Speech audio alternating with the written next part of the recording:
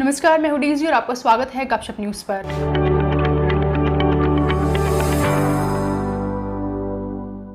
मेरे प्यारे देशवासियों, नमस्कार। कोरोना के इस कालखंड में पूरी दुनिया अनेक परिवर्तनों के दौर से गुजर रही है। आज जब 2 गज की दूरी एक अनिवार्य जरूरत बन गई है, तो इसी संकट काल ने परिवार के सदस्यों को आपस में जोड़ने और करीब लाने का काम भी किया है।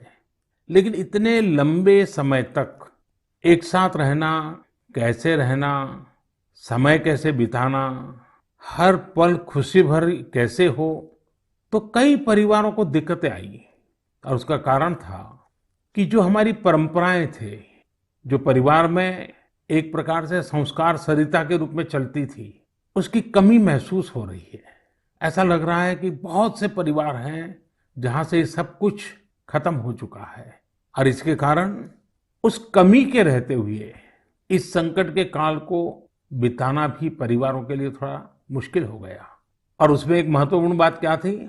हर परिवार में कोई न कोई बुजुर्ग, बड़े व्यक्ति परिवार के कहानियां सुनाया करते थे और घर में नई प्रेरणा, नई ऊर्जा भर देते हैं। हमें जरूर एहसास हुआ होगा कि हमारे पूर्वजों ने जो विधाएं बनाई थी, वो आज भी कितनी महत्वपूर्ण है, और जब नहीं होती हैं तो कितनी कमी महसूस होती है। ऐसी ही एक विधा, जैसे मैंने कहा, कहानी सुनाने की कला, स्टोरी टेलिंग। साथियों, कहानियों का इतिहास उतना ही पुराना है जितनी की मानव सभ्यता। Where there is a soul, there is a story. कहानियां लोगों के रचनात्मक और संवेदनशील पक्ष को सामने लाती हैं, उसे प्रकट करती हैं। कहानी की ताकत को महसूस करना हो तो जब कोई माँ अपने छोटे बच्चों को सुलाने के लिए या फिर उसे खाना खिलाने के लिए कहानी सुना रही होती है, तब देखें। मैं अपने जीवन में बहुत लंबे अरसे तक एक परिव्राजक के रूप में रहा। घुमंत ही मेरी जिंदगी थी। हर दिन नया गांव, नए लोग, नए परिवार। लेकिन जब मैं परिवारों में जाता था तो मैं बच्चों से जरूर बात करता था, और कभी कभी बच्चों को कहता था कि चलो भाई मुझे कोई कहानी सुनाओ। तो मैं हैरान था।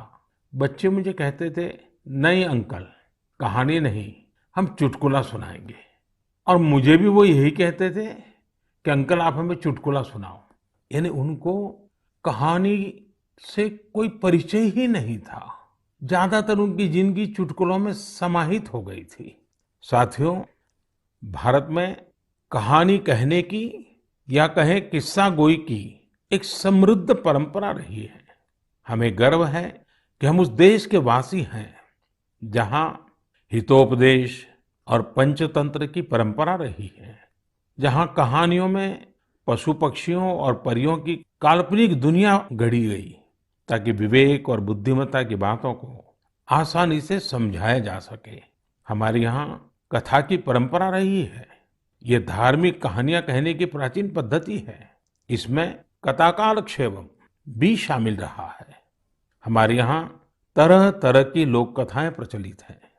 तमिलनाडु और केरल में कहानी सुनाने की बहुत ही रोचक पद्धति है। इसे विल्लू पाठ कहा जाता है। इसमें कहानी और संगीत का बहुत ही आकर्षक सामंजस्य होता है। भारत में कठपुतली की जीवंत परंपरा भी रही है। इन दिनों साइंस और साइंस फिक्शन से जुड़ी कहानियां एवं कहानी कहने की विधा लोकप्रिय हो रही है। मैं देख रहा हूं कि कई लोग किस्सा गोई की कला को आगे बढ़ाने के लिए सराहनीय पहल कर रहे हैं। मुझे gaathastory.in जैसी वेबसाइट के बारे में जानकारी मिली, जिसे अमर व्यास बाकी लोगों के साथ मिलकर चलाते हैं।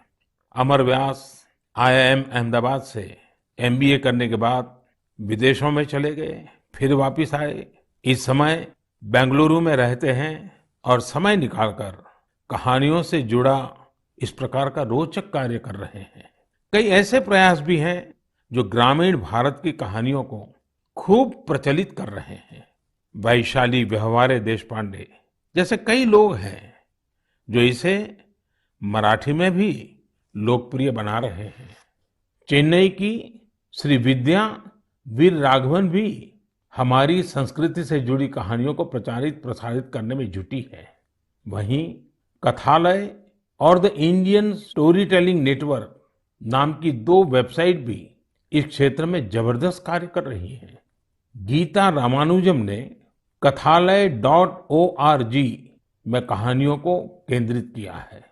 वहीं the Indian story telling network के जरिए भी अलग अलग शहरों के स्टोरी टेलर्स का नेटवर्क तैयार किया जा रहा है।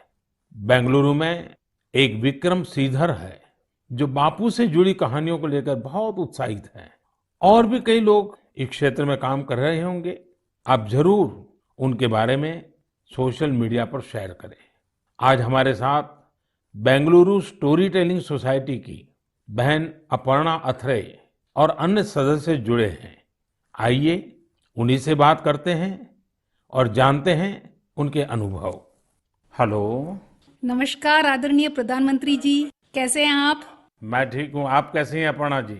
बिल्कुल बढ़िया सर जी। सबसे पहले मैं बैंगलोर स्टोरी टेलिंग सोसाइटी की ओर से धन्यवाद देना चाहती हूँ कि आपने हमारे जैसे कलाकारों को इस मंच पे बुलाया है और बात कर रहे हैं। और मैंने सुना है कि आज तो शायद आपकी पूरी टीम भी आपके साथ बैठी हुई है। जी जी बिल्कुल बिल्कुल सर। तो अच्छा होगा कि आपकी टीम का परिचय करवा दें ताकि मन की बात के जो श्रोता है उनको परिचय हो जाए कि आप लोग कैसा बड़ा अभियान चला रहे हैं।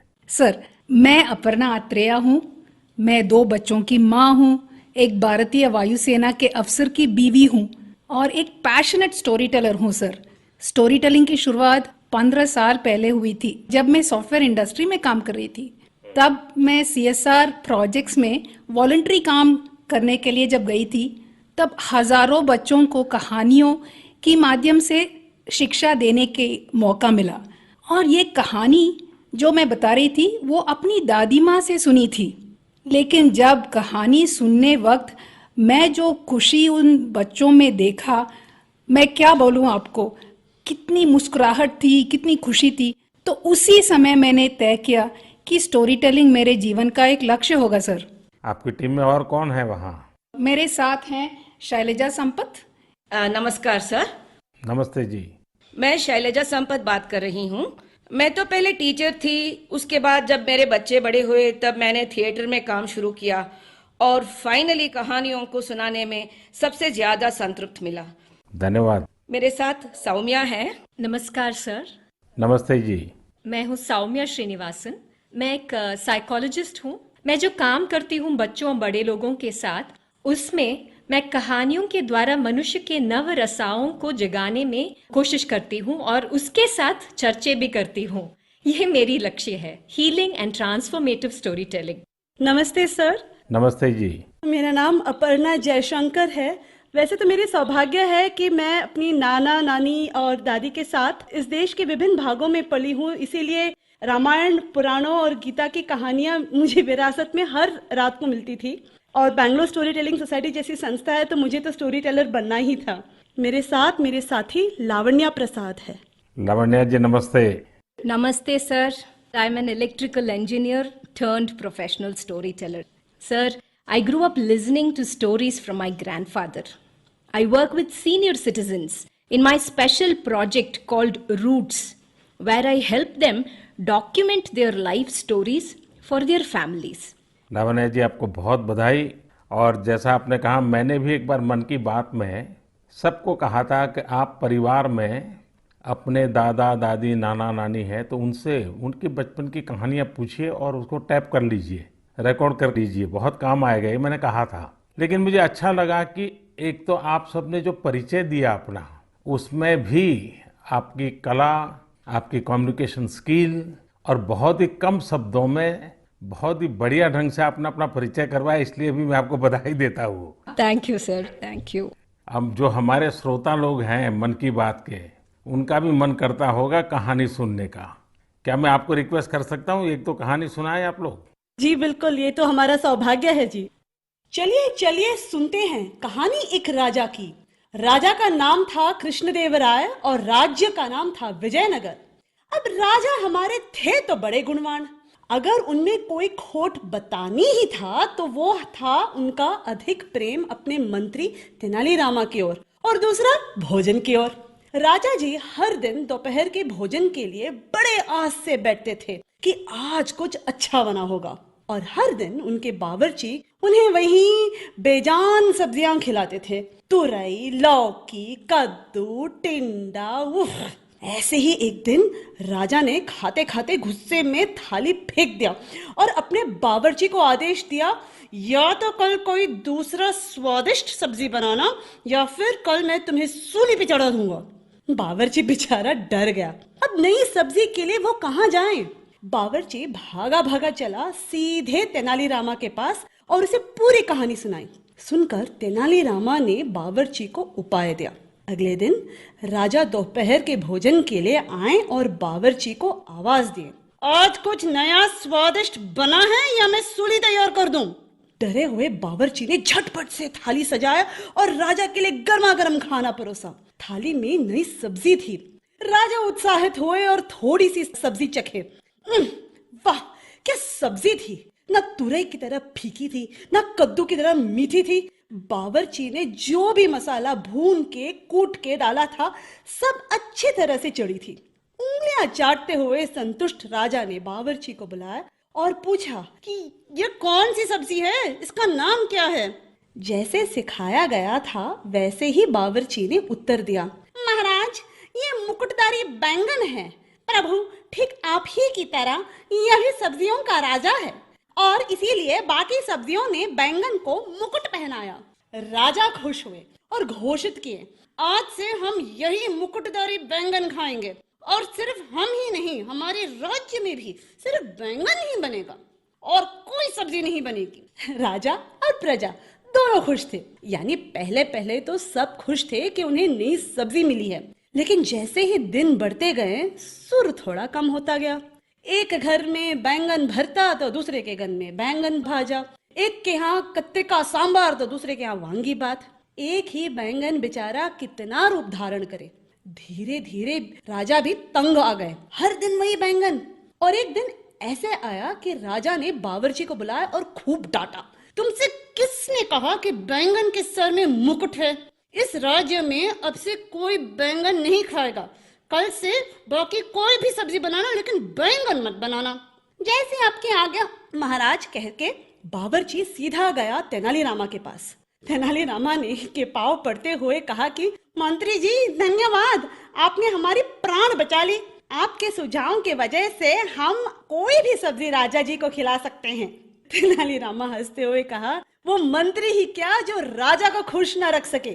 और इसी तरह राजा कृष्णदेवराया और मंत्री तेनालीरामा की कहानियां बनती रही और लोग सुनते रहे। धन्यवाद। वीडियो अच्छी लगी हो तो वीडियो को लाइक करें, शेयर करें और चैनल को सब्सक्राइब करें। तब तक के लिए धन्यवाद।